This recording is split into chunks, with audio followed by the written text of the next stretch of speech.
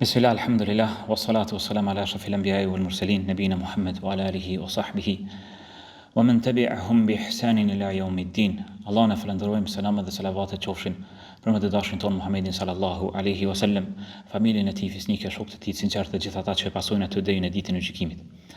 Me fol për optimizmin është madhështore në vetvete. Mirë po, kur besimtari apo kur umeti është në gjendje të vështirësive, kësaj i shtohet edhe më shumë rëndësia. E ne si umet i pejgamberit sallallahu alaihi wasallam jemi umet i përgëzimeve, umet i optimizmit, umet i punës.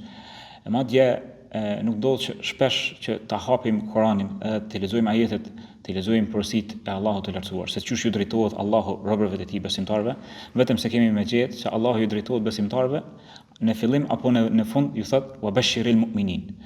Kjo fjala bashara, këto rënja e fjalës, nënkupton si haricin, nënkupton lajmin e mirë. Edhe nëse i mbledh të gjitha ato ajete e gjen që Allahu i lartësuar vazhdimisht ju jep myshdi, ju jep si haric besimtarëve. Ndër ato ajete ku e shohim është thot Allahu i lartësuar wa bashiril mu'minina bi anna lahum min Allahi fadlan kabira, dhe përgëzoi besimtarët. Jep ju lajmin e mirë besimtarëve, jep ju si haric, jep ju myshde se tek Allahu kanë mirësi të mëdha madhështore. Nasrun min Allahi wa fathun qarib, fitore prej Allahut dhe çlirim të madh. Wa bashiril mu'minin, dhe përgëzoi besimtarët. Pastaj thot wa aqimus salata wa bashiril mu'minin, dhe falni namazin dhe përgëzoi besimtarët. Pra e shohim që përgëzimet prej Allahut të lartësuar ndaj besimtarëve në dunjë dhe në ahiret është e mbushur Kurani me këto ajete. Andaj besimtari në këto kohë është e udhës që të gufoj optimizëm, të gufoj shpresë. Si mos veproj kështu kur shembulltyrën e ka në pejgamberin sallallahu alaihi wasallam që në momentet më të vështira ka përgëzu dhe ka jap lajme të mira dhe ka pëlqyer të mirën, ka pëlqyer optimizmin, ka dashur shpresën. Njeriu në thelb në mirëqenie dhe në rahati është lehtë të shfaqë më të mirën e tij, të shfaqë qëndrimet më të fuqishme që i ka, të shfaqë brendësinë e tij më të mirën që e ka. Dhe të gjithë ne e dijmë këto. Ama njeriu në pyetje është kur sprovohet në fatkeqësi, kur sprovohet në vështirësi dhe në mundime, aty del në pa ato çfarë ka brenda, aty del në pa. Prandaj Allahu i lartësuar në hadithin e Ibn Abbasit, thot pejgamberi sallallahu alaihi wasallam, ta'arraf ala Allahi fi ar-rakhahi ya'rifka fi shiddah. Njihe Allahun kur je në vështirësi, Allahun do ta gjesh pranë në rahati. Njihe Allahun kur je në rahati, Allahun do ta kesh pranë në vështirësi. Pra në pyetje është se ne si sillemi me Allahun kur jemi në vështirësi. Ama kjo është e lidhur shumë se si e edukojmë vetveten kur jemi në rahati dhe në mirëqenie, kur je pas prova. Ndërsa kur godasin provat, aty del në pa, aty sprovohet imani jon, aty sprovohen qëndrimet tona, aty sprovohen veprimet tona. Apo themi inna lillahi wa inna ilaihi raji'un në rast të fatkeqësisë, apo po shfaqim hidhrim ndaj Allahut dhe ndaj caktimit të tij. Njeriu në fakt madje dallimi mes besimtarëve dhe jo besimtarëve është kur i godet sprova dhe çfarë qëndrimi marrin. Allahu i lartësuar e përshkruan këtë gjendje, se këtë dallim mes besimtarëve dhe jo besimtarëve, dhe thot wa idha massakum ad-durru fil bahri dhalla ma tad'una illa iyya, kur ju godet fatkeqësia gjersa jeni në det, ata që i adhuronit ju në vend të Allahut zhduken. Pra idhujtarët kur i godet fatkeqësia dhe sprova, duke qenë ata në deti, pra rrezikohet anija atyre me fundosje. Pra kur rrezikohet jeta atyre, i lojnë idhujt dhe i drejtohen vetëm Allahut. Nga se vetëm aty e dinë që e kanë shpëtimin dhe vetëm aty e dinë që e kanë zgjidhjen. Pastaj Allah thot: "Falamma najjakum ila al-barri", e kur shpëtoni dhe dilni në breg, "a'radtum wa kana al-insanu kafura", ja ktheni shpinën Allahut, mohoni dhe njeriu është mos mirënjohës i madh. Wa kana al-insanu kafura, mos mirënjohës i madh, është bukë pëmërs, i mohon begatit e Allahut. I mbulon të mirat e Allahut, nuk i nje, i harron shumë shpejt. Ndërkohë që Allah i lartësuar vazhdon me na begatu neve. Pra besimtari duhet ta njeh Allahun si në vështirësi, si në mirëqenie dhe në rahati. Që Allahu i lartësuar mi trajtu ata qysh ne e trajtojmë Allahun kur jemi në mirëqenie. Pra nëse ne adhurojmë Allahun dhe jemi falendërues duke qenë në rahati, duke qenë në mirëqenie, edhe kur na godasin sprovat, atëherë Allahu i lartësuar do të na trajtojë neve me lehtësi, Do të na trajtojë neve duke na ndihmu dhe duke na dhënë sabër ti përballojmë ato sprova dhe ta kalojmë. Nga se në rastin e sprovave, shpesh herë din mi harru ajetet, din mi harru Kur'anin, din mi harru tronditet pi sprovave të mëdha. Edhe këtu e kemi shembulltyrën e Omerit radhiyallahu anhu. Omeri, khalifja i drejtë, shoku i dytë më i ngushtë i pejgamberit sallallahu alaihi wasallam, shoqëruesi më i madh i Abu Bekrit dhe pejgamberit sallallahu alaihi wasallam. Shpesh pejgamberi ka thonë, isha unë me Abu Bekrin dhe Omerin, domethënë shoqëruesi i pejgamberit sallallahu alaihi wasallam, më i ditur i profetit islam pas Abu Bekrit për Kur'anin, me vdekjen e pejgamberit sallallahu alaihi wasallam, sprova e madhe, goditja e madhe. Nuk është që Omeri se ka ditë ajetin se pejgamberi është njeri dhe ka me vdek. Po Omeri, për tronditjes madhe, e ka nxjerr shpatën nga ky llofi, edhe ka thonë dhe ka bërtit në mesin e muslimanëve. Nuk guxon kërkush me thonë që ka vdek pejgamberi. Hadithi është i saktë. Nuk guxon kërkush me thonë që ka vdek pejgamberi. Kush thotë që pejgamberi sallallahu alaihi wasallam ka vdek, i shkon koka. Po pejgamberi ka shku, qysh u shku Musa alayhi salam mi marr Teuratin për 40 net. U largu nga populli vet derisa e ka marr Teuratin, ashtu u shku dhe pejgamberi do të kthehet. Derisa u hi në temë, është hi në skenë Abu Bekri radhiyallahu anhu. Atëherë shkon te pejgamberi sallallahu alaihi wasallam në dhomën e Aishës, ia shplon fytyrën e tij dhe e puth në ballë dhe i thotë ishe i bukur, i gjallë dhe i bukur. Edhe tani e puth në ballë dhe kanë, kthehet në xhami i thoshte Omerit hesht. Omeri nuk hesht. Thotë Omeri hesht dhe hyp në minber dhe e lexon ajetin men kana ya'budu, thot një herë thirr, men kana ya'budu Allah fa inna Allah la yamut wa man kana ya'budu Muhammadan fa inna Muhammadan qad mat. Kush e adhuron, kush u kon duke adhuruar Allahun, kush adhuron Allahun, dijeni se Allahu është i gjallë dhe nuk vdes asnjëherë. Ndërsa kush e ka adhuruar Muhamedit, dijeni se Muhamedi ka vdek dhe thot e lexon ajetin wa ma Muhammadun illa rasulun qad khalat min qablihi ar-rusul. Dhe Muhamedi nuk është tjetër çka përveç se një pejgamber i cili ka pas pejgamber edhe para tij. Afa immata aw qutila anqalabatum ala aqabikum, a kthehi pe fes azbrapsni nga feja nëse ai vdes apo e mysin. Wa man yanqalib ala aqibayhi falan yadurra Allah shay'a, kush ja kthen shpinën Allahut, kush e lëshon fejen, nuk i bën dëm Allahut asgjë. Përkundrazi, do mi bën vetvetes. Wa sayajzi Allahu ash-shakirin, dhe Allahu do t'i shpërblej mirënjohësit dhe falendëruesit.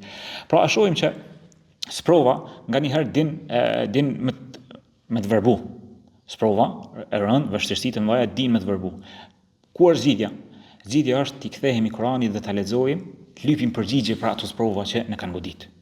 Nëse të ka vdek ndonjë i afërm, ka vdek fëmia, apo je godit me ndonjë smundje, apo ka pësu ka plu varfria, apo ki vështirësi në jetën tënde, ktheju Kur'anit dhe lexoje, aty kemi gjetë zgjidhjen.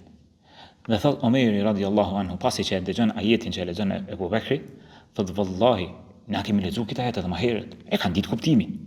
Thot na u ka dok sikur e kemi dëgjuar për herë të parë. Sikur për herë të parë, sikur sa po zbriti.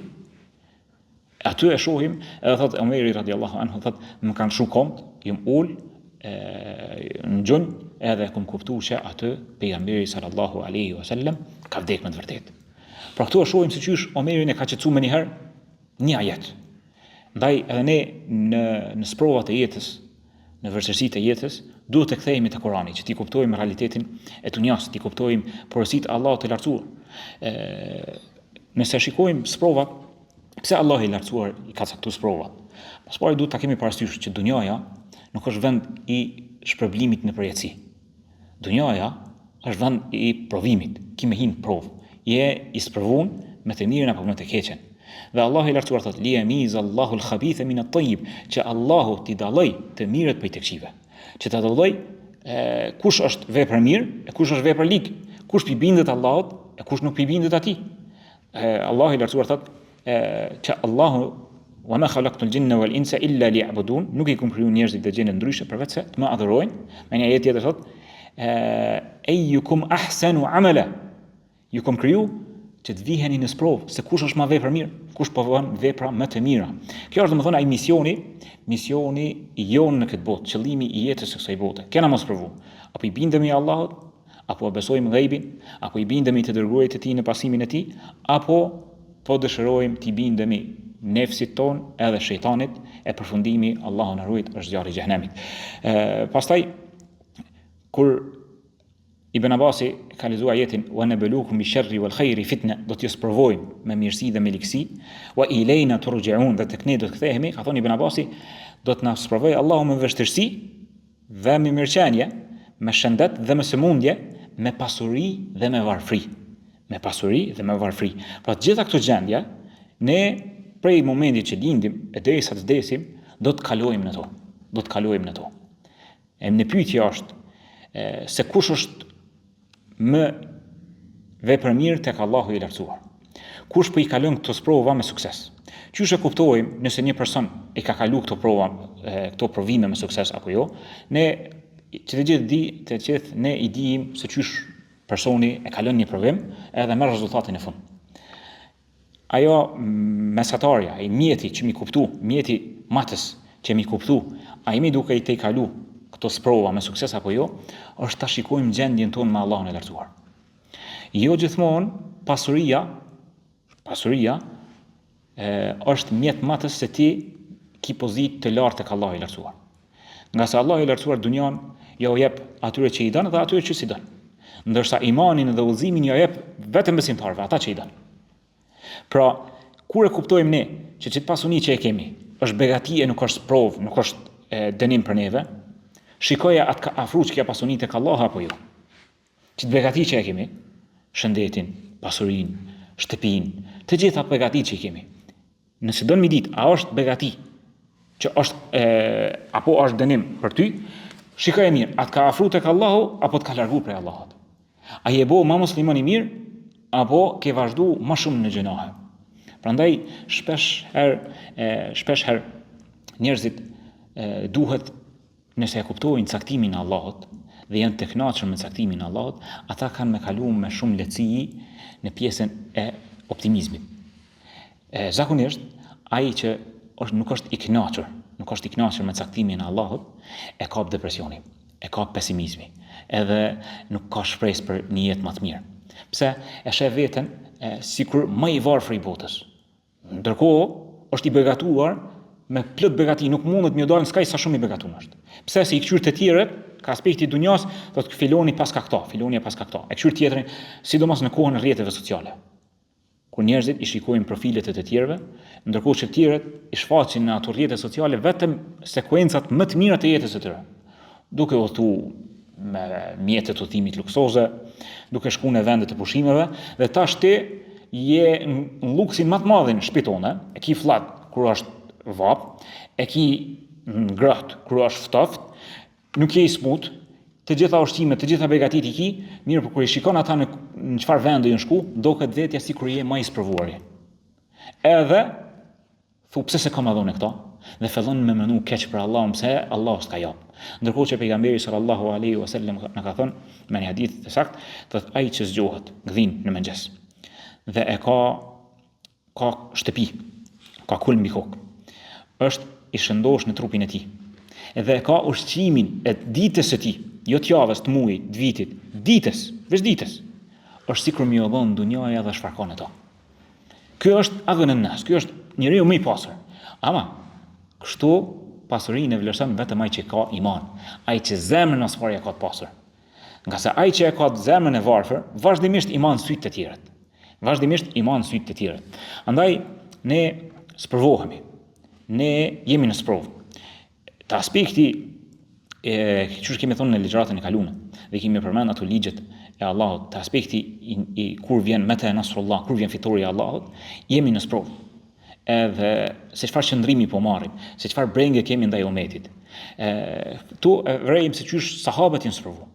Dhe Allah i lartësuar sprovën ndaj besimtarëve në betejën e Ahzabit e ka përjetësuar në surën Ahzab. Dhe thot Allah: "Idha ja'akum min fawqikum wa min asfali minkum wa idha zaghat al-absaru wa balagat al-qulubu al-hanajir wa tadhunnuna billahi adh-dhununa." E përshkruan Allah i lartësuar betejën e Ahzabit, thot: "Dhe kur ju kanë ardhur sipër jush, armiqt, dhe poshtë jush, dhe shikimi juaj është tank, dhe zemrat gati sa s'kan dalë nga vendi dhe kanë rrinë në fyt." për frikës të madhe, për tmerrit të madh që kanë përjetuar besimtarët, derisa thot wa tadhunnuna billahi dhununa, dhe ju ka shku mendimet për Allahun, lloj mendimeve, hunalika butuliyal mu'minun. Aty janë sprovu besimtarët. Wa zulzilu zilzalan shadida, dhe janë tronditje të mëdha. Allahu i lartuar po na tregon, besimtarët janë sprovu, dhe ne do të sprovohemi, sikur se janë sprovu besimtarët. Çfarë qëndrimi duhet të kemi? Nëse shikojmë, Allahu i lartuar i ka përmend dy qëndrime, se cilin qëndrim duhet ta marrim ne. Qëndrimi i parë, qëndrimi i hipokritëve.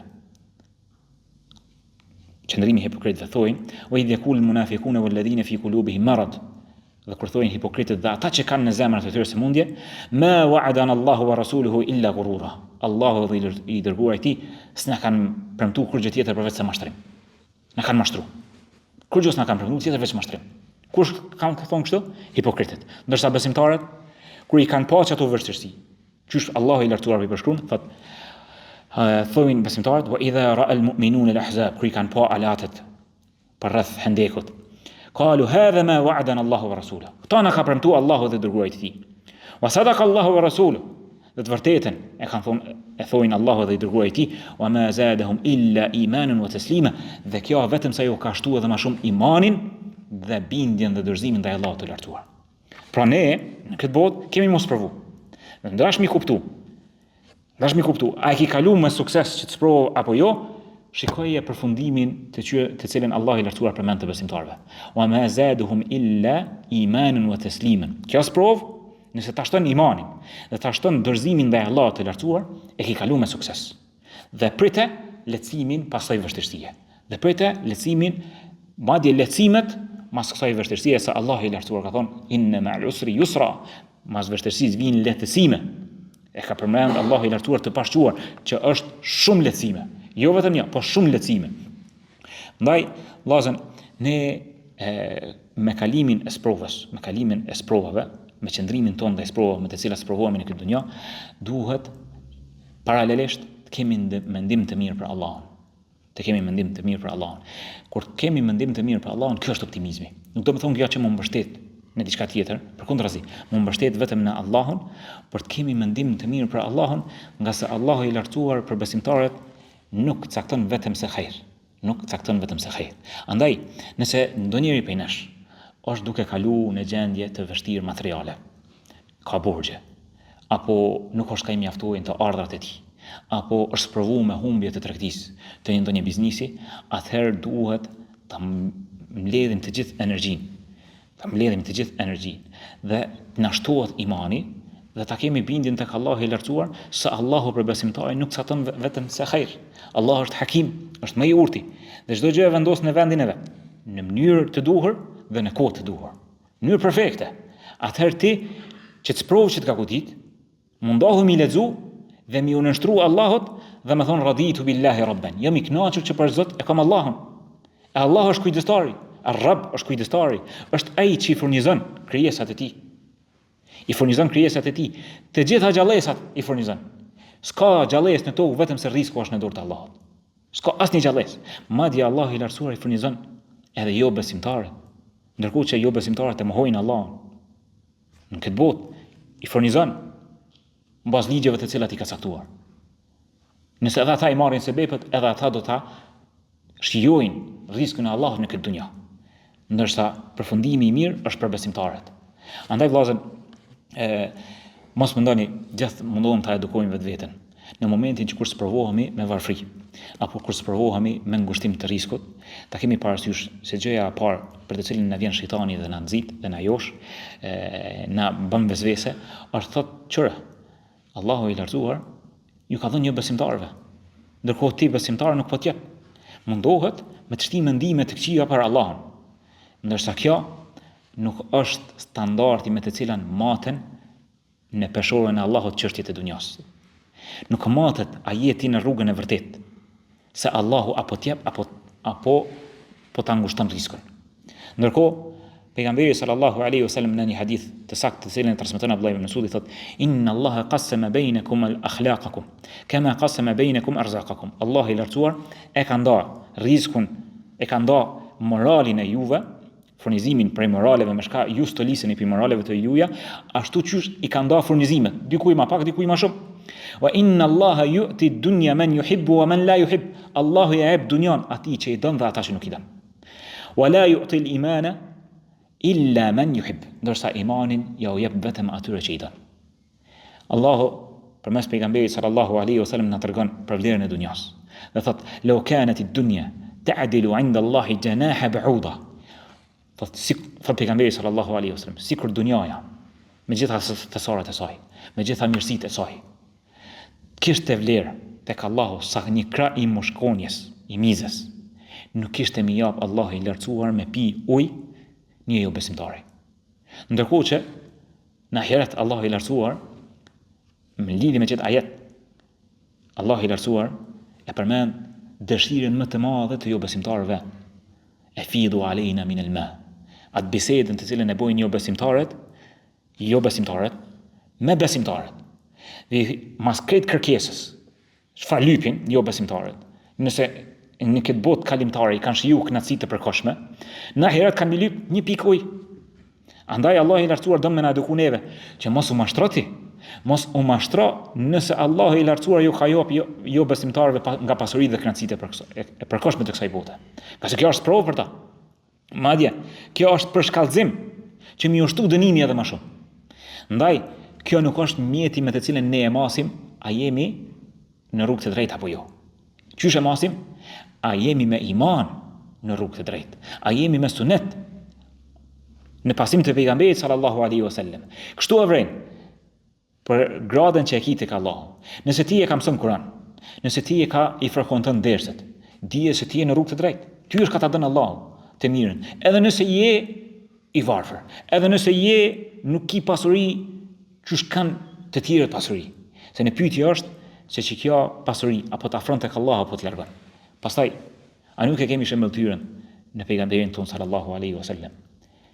Ka shku një prej melekëve dhe ja ka me urdhën e Allahut të lartësuar. Dhe i ka thënë, zgjidh apo do të më kon mret i dërguar, qysh ka qenë Davudi e Sulejmani alayhi salam, apo do të më kon rob i dërguar. Pejgamberi jon sallallahu alaihi wasallam, pejgamber ka qenë. Me një fjalë ka mujt më kon i pasur i botës. Veç me një fjalë. Çfarë ka thënë? Abdun wa rasul. Më kon rob edhe i dërguar. Me një hadith tjetër thotë, e ju'u yawman wa ashba'u yawman. Jam i uritur një ditë e një ditë ngopëm. Pejgamber ka qenë, ndërkohë që e ka lidh gurin në barakun e tij nga uria e madhe.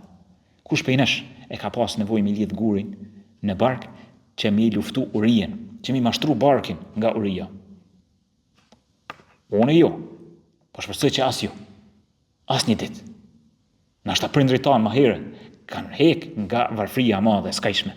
Ndërkohë Resulullah sallallahu alaihi wasallam, pejgamber ka qenë, i ka lidh gurt të barku. Unë hala nuk e di çush i bën mi lidh gurt në bark, i shtrëngu barku natë shumë.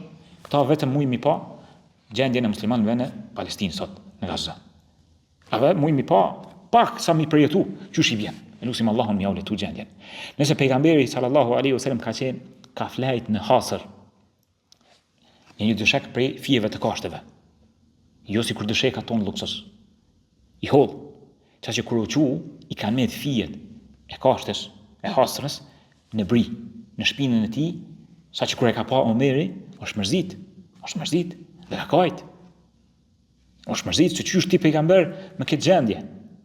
Çfarë ka thonë pejgamberi sallallahu alaihi wasallam? A nuk i kënaqur që Allahu më na jap neve ahiretin, e për jo besimtarët të jetë dunjaja? Ndërkohë që Allahu i lartësuar, duhet ta kuptojmë drejt, Allahu i lartësuar nuk na thirr që të jemi të varfër. Po nëse je i varfër, bëhe i kënaqur me caktimin e Allahut. Dhe edhe bëhe optimist për ndryshimin e gjendjes. Merri sebepet. Kush nuk po të ndalon, ama me halal. Mos u bëj i pasër me çdo çmim në humbjet e fesë. Mos u mundohu më bëj i pasër në kurrizë të fesë, në shkelje të parimeve të fesë. Me çdo çmim, që çdo rrugë mos më vet, a është halal apo haram. Nga se pasuria më e madhe është pasuria e fesë. Ajo e imanit që ta ruan ahiretin ton. Nga se dunjaja është e përkohshme. Sot jemi, nesër nuk jemi. Sot je duke hek në ashtë pak. Vallahi si me ka hek. Jemi të zhytur në lukse. Këtë biseda jonë është për cilin ushqim më të mirë e për cilin vendbanim më të mirë. Të zhytur në lukse. Diskutimi jonë është për pak më shumë luks apo për më pak. Ndërkohë, gjithë prej nesh jemi të zhytur në begati. Prandaj duhet ta falenderojmë Allahun e lartësuar më shumë, nga se wa ma bikum min ni'matin fa min Allah. Allahu i lartësuar na thot, çdo begati që e keni është prej Allahut të lartësuar. Nuk duhet të jemi prej atyre të cilët Allahu i lartësuar i ka përshkruar se kur të goditen, fa amma al-insanu idha mabtalahu rabbuhu fa akramahu wa na'amahu fa yaqulu rabbi akraman. Nuk duhet të jemi prej atyre të cilët kur i jep Allahu, më thon Allahu na ka nderuar, të cilën Allahu i lartësuar i përshkruan në surën Fajr. Apo kur ja u pakson pak, ja vështirëson pak çështjet e dunjas, wa amma idha mabtalahu fa qadara alayhi rizqa. Ja pakson pak riskun, ja ngushton pak riskun, si mjafton paga, si mjaftojnë të hyrat, sprovohet në ndonjë fatkeqësi, fa yaqulu rabbi ahanan. Thot Zoti më ka nënçmu, më ka për ul. Kjo është keq edukat me Allahun e lartësuar. Kjo është keq sjellje e keqe me Allahun e lartësuar. Kështu nuk duhet të jetë besimtari. Çu duhet të jetë besimtari? Besimtari duhet ta di që përderisa Allahu i lartësuar na ka sjellë në këtë botë, Allahu i lartësuar i ka vendosur disa ligje dhe besimtari e kupton që është në sprovë. Është në sprovë me pasuri, është në sprovë me varfëri. Dhe besimtari nuk duhet të thotë vetëm se ato çfarë është i kënaqur Zoti i tij me ta. Pra nëse besimtari ndodhet mos provu me varfëri, duhet ta kuptojë që kjo është prej caktimit të Zotit. Thot Allahu i lartësuar, ma asaba min musibatin fil ardi wala fi anfusikum illa fi kitabin min qabli an nabra'aha inna dhalika 'ala Allahi yasir. Nuk ndodh ndonjë fatkeqësi, ndonjë sprovë në tokë apo në vetët e juaja, vetëm se kjo është shkruar në librin e Allahut, është e caktuar. Pa çdo sprovë, çdo çfarë mund me na godit neve, është me caktimin e Zotit. E kur jemi të besimtari, e kemi myshdën e pejgamberit sallallahu alaihi wasallam kur thotë çështja e besimtarit është e habitshme. Nëse e godet sprova, duron, dhe kjo është mirë për to. Nëse përfshihet nga mirësia, falënderon dhe kjo është mirë për to, dhe kjo është vetëm për besimtarin. Pra caktimi i Allahut për besimtarin është vetëm xhair, vetëm mirësi. Andaj kur besimtari adhuron Allahun, ka mendim të mirë. E njeh Allahun përmes emrave të tij, se ato çfarë ja ka dërguar është xhair për to. Wallahu ya'lamu wa antum la ta'lamun. Allahu din kurse ju nuk e dini. Nuk e dini ti se mas soi sprove, shka ka pas me të godit, apo qysh ka pas me shku kjo rezultati i kësaj sprove. Ka një herë ne vllazën i lypim disa sene. I lypim me ngulm. Ndërkohë Allahu i lartësuar me mëshirën e tij dhe me butësinë e tij na privon prej tyre. Nga se sikur të na plotësoheshin, mundot me qenë pasuni, mundot me qenë bashorte, mundot me qenë fëmijë, e lypim me çmas. Po Allah i lartësuar me butësinë e tij dhe me dijen e tij absolute që e di Allahu të ardhmen, të tashmen, të kaluarën, të gjithat, me urtësinë e tij na privon prej saj. E jona është vetëm ju dorëzu Allahut dhe më bind, më konë të bindur se caktimi i Allahut për ty është xhair. Madje Allah është më i mëshirshëm për ty se sa që ti je për vetveten. Kur je i bindur me këto, je rahat. Edhe kur sprovohesh me varfëri. Edhe kur të begaton Allahu me pasuri. E din që Allahu, kjo pasuri ka ardhur në kohën e duhur dhe e ka sprovohesh, e falënderon Allahun, ndan sadak. E jep zakatin, ndihmon. Nga se din se kjo është pjesë e falënderimit ndaj Allahut të lartësuar. Prandaj vllazën, ne duhet ta dimë më para që çdo sprovë është çdo mirësi, çdo gjë në këtë kozmos është me caktimin e Zotit. E caktimi i Allahut për besimtarin është xhair. Dhe Allah është më i mëshirshëm ndaj nesh se sa ne që jemi të mëshirshëm ndaj vetvetes. Madje më i mëshirshëm ndaj robërve të tij, Allah është më i mëshirshëm se sa nëna që është e mëshirshme për fëmijët e saj. Pastaj e dyta, Allah i lartësuar na thirr, lëpni rrezikun, lëpni furnizimin. Ama mbështetuni tek Allahu dhe lëpni rrezikun. Thot Allahu: "Wa ma min dabatin fil ardi illa 'ala Allahi rizquha." Nuk ka asnjë gjallës në tokë, asnjë gjallës, vetëm se tek Allahu është rreziku. Atëherë, pse po shqetësohesh? Pse po mërzitesh? Lëpa rrezikun me sabah dhe mbështetu tek Allahu. Dhe këtu e kemi mësimin më të mirë që mund mi marr, janë të shpezët që ka në hadith. Dalin të uritura dhe kthehen të ngopura. Nëse vetëm kaq dijemi kuptu pi shpezve, këtë çështje të kalojmë me lehtësi. Mbështetemi tek Allahu dhe i marrim sebepet dhe kemi mendim të mirë të për Allahun. Se Allahu nuk na le. Allah i lartësuar është kujdestari më i mirë. Nëse ne për prindin ton jemi të sigurt edhe ndihemi që ajo është ka punën tonë ditën që më na pru riskin në shtëpi, më na pru ushqimin halal. Për prindin, që tek e fundit ajo është një krijesë që riskin e ka tek Allahu. Jemi rahat. Pse nuk ndjehemi rahat me Zotin ton që riski jonë është tek Allahu kur jemi në vështirësi, kur jemi në borxhe? Pse nuk e lypim riskin tek Allahu i lartësuar dhe më drejtua Allahut në përgjigjem? Sikurse fëmia që lyp prej prindit me këmbgulje, të lypim edhe ne tek Allahu i lartësuar prej riskut të gjerë. Allahu depot e furnizimit janë të gjera që kanë përfshi, nuk hargjohen kur. Durët e Allahut janë të mbushura plot.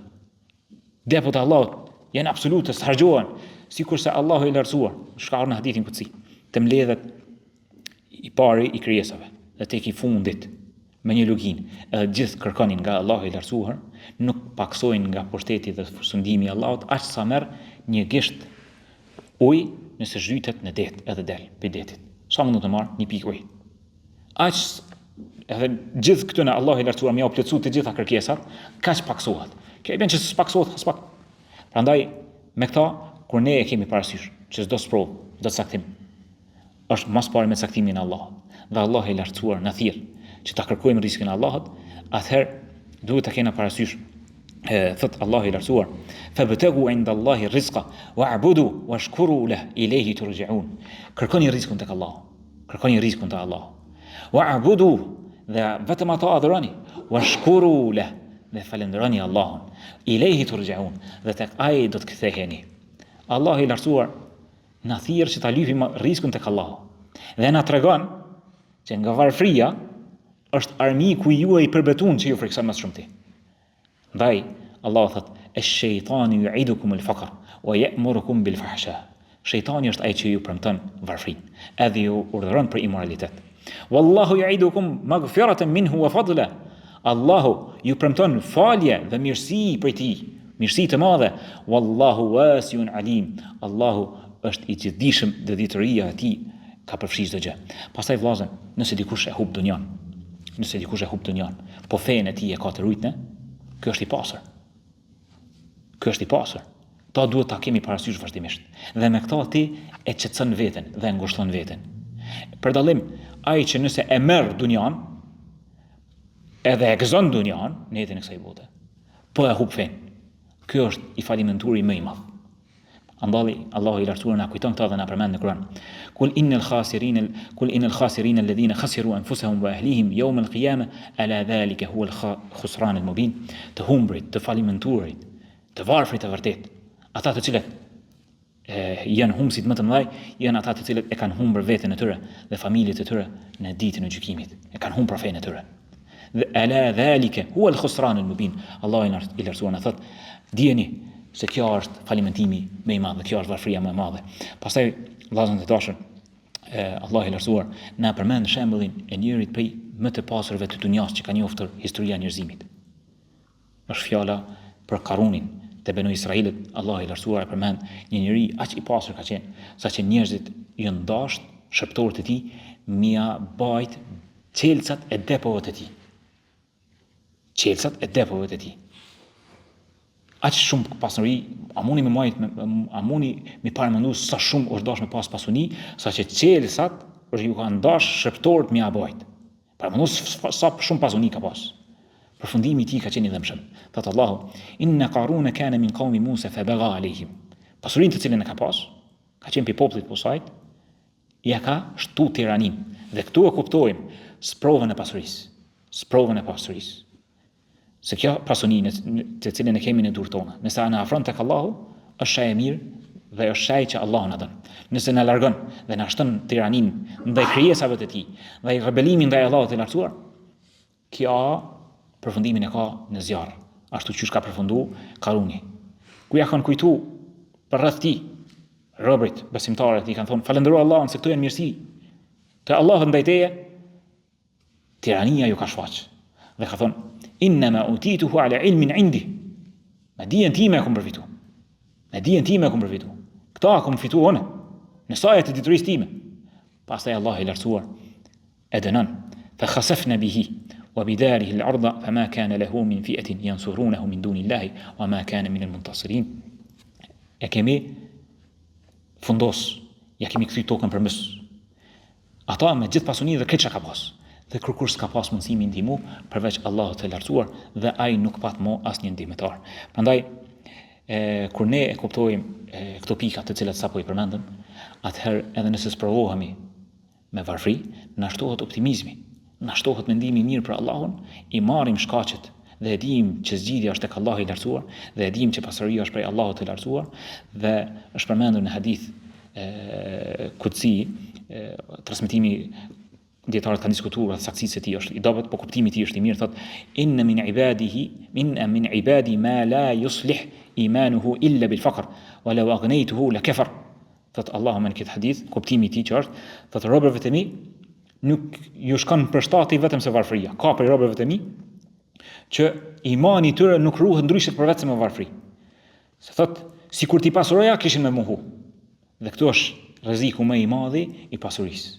Elusim Allahun e madhruar të na pasurojë zemrat tona, të na pasurojë me pasuri të halalit, të cilën e fitojmë me rrugë të lejuara duke mos i shkel kufit e ndaluara, dhe elusim Allahun të na bëjë falendërues me atë çka e kemi dhe të shohim ata që janë nën ne në çështjet e dunjas dhe të na shtohet për ulja ndaj Allahut të lartësuar dhe falëndërimi ndaj tij, edhe të falenderojmë më shumë dhe të jemi më mirënjohës, nga se Allahu thot wa idh ta'adhana rabbukum la in shakartum la azidannakum, nëse ju falenderoni dhe tregoni mirënjohës, do t'ja ushtoj ato. Allahun e lutem, lutim të na jap të mirë në këtë botë dhe në botën tjetër.